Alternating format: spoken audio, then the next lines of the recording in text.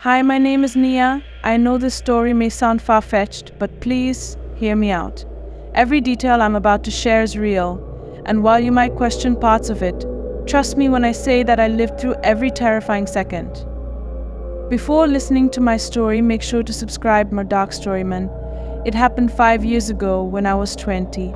Looking back, I can't believe how close I came to something unspeakable happening that night. It all started when my friend Katie invited me over for her birthday party and sleepover. I was excited but had to work right before the party, which meant I missed most of the fun activities.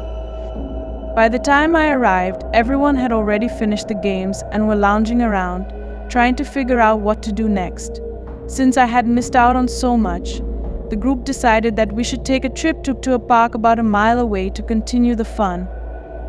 It sounded harmless enough, but something in the pit of my stomach made me feel uneasy. Now, keep in mind that it was already dark, and the rain had been coming down hard for hours. The air smelled of wet pavement and pine trees, and the ground was soaked. Our group wasn't small. There were 4 of us. Katie, her friends Emily, Lucas and me. Emily and Lucas were new to me. I'd never met them before that night, but they seemed friendly enough. As we walked down the deserted streets, talking and laughing, I managed to trip on the uneven pavement and slice open my big toe on a sharp rock. Blood oozed from the gash, but I shrugged it off, hoping it wouldn't ruin the night. Little did I know that my injury would play a critical role later on. The park we were headed to was large, with 3 main hills. One hill led back to the main road and civilization, another connected the playground to a small outdoor theater, and the third led deep into a series of walking paths that disappeared under a bridge. Locals called the area under the bridge the Drain, a place infamous for being a hangout for drug dealers and vandals. It was the kind of spot you'd want to avoid, especially at night. When we finally reached the park, we immediately made our way to the playground. The rain had stopped, but the ground was still soggy. We started goofing around, playing tag and pushing each other on the swings. It felt nice to be carefree for a while, but that feeling wouldn't last long. Emily and Lucas, being a bit bolder than the rest of us, decided to hop over the fence surrounding the playground. They spotted a couple sitting on a bench nearby and, to our surprise, walked straight up to them to ask for a gum. The couple looked annoyed but gave Lucas one anyway.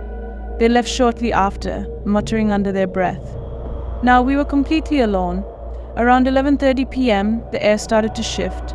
We had planned to head back to Katie's house at midnight, but I began feeling uneasy. That's when I noticed him. A tall man, maybe in his mid-30s, was walking along the fence that surrounded the playground. He was broad-shouldered, with long, shaggy hair and oversized clothes that clung awkwardly to his frame. His eyes seemed distant, and his gait was unsteady, like someone who didn't quite belong in his own skin. His presence alone was enough to make my heart race, but what happened next would be seared into my memory forever. Katie, without thinking, called out, "Oh, look, it's a druggie." The man's head snapped toward us, and a deep scowl creased his face. His eyes darkened, locking onto us like a predator sizing up its prey. The air around us thickened with tension. For a moment, no one moved.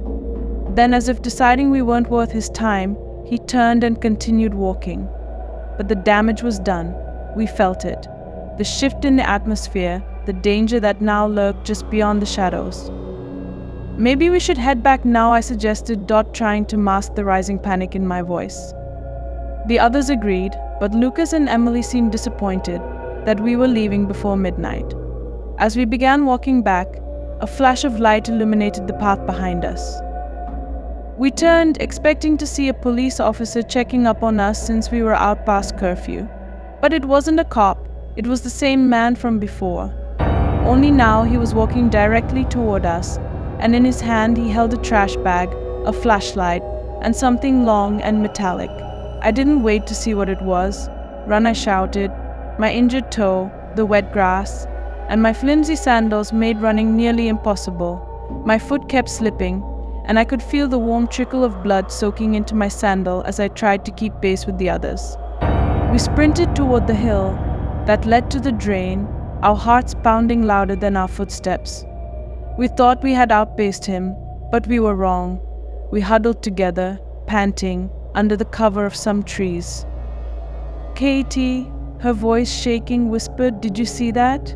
He had a knife. I hadn't seen it, but the fear in everyone's eyes told me enough. "Let's hide in the drain," suggested Lucas. He was panicking, and for a moment, the idea sounded good. It was a well-hidden spot. Maybe the man wouldn't find us there. But something in my gut screamed that it was a terrible idea.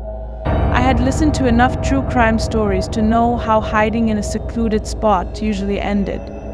"Are you crazy?" I whispered harshly. "We need to go up the hill, where there are people. We can scream for help if we need to." The group hesitated for a moment, then nodded. "You're right," Katie agreed. We started to formulate a plan.